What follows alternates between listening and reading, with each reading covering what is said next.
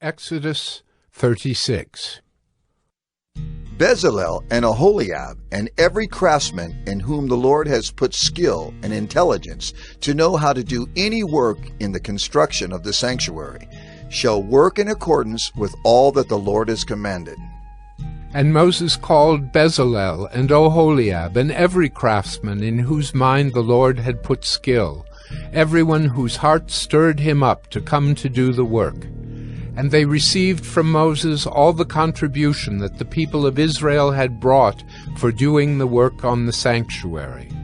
They still kept bringing him free will offerings every morning, so that all the craftsmen who were doing every sort of task on the sanctuary came, each from the task that he was doing, and said to Moses, "The people bring much more than enough for doing the work that the Lord has commanded us to do." So Moses gave command, and word was proclaimed throughout the camp, "Let no man or woman do anything more for the contribution for the sanctuary." So the people were restrained from bringing, for the material they had was sufficient to do all the work, and more. And all the craftsmen among the workmen made the tabernacle with 10 curtains. They were made of fine twined linen, and blue and purple and scarlet yarns, with cherubim skillfully worked. The length of each curtain was 28 cubits, and the breadth of each curtain 4 cubits. All the curtains were the same size. He coupled 5 curtains to one another, and the other 5 curtains he coupled to one another. He made loops of blue on the edge of the outermost curtain of the first set. Likewise, he made them on the edge of the outermost curtain of the second set.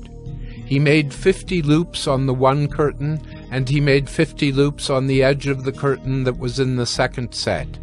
The loops were opposite one another. And he made 50 clasps of gold, and coupled the curtains one to the other with clasps. So the tabernacle was a single whole. He also made curtains of goat's hair for a tent over the tabernacle. He made 11 curtains. The length of each curtain was 30 cubits, and the breadth of each curtain 4 cubits. The 11 curtains were the same size. He coupled 5 curtains by themselves, and 6 curtains by themselves.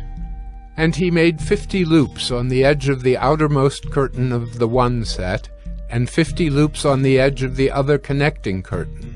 And he made 50 clasps of bronze to couple the tent together, that it might be a single whole. And he made for the tent a covering of tanned ram's skins and goat skins. Then he made the upright frames for the tabernacle of acacia wood.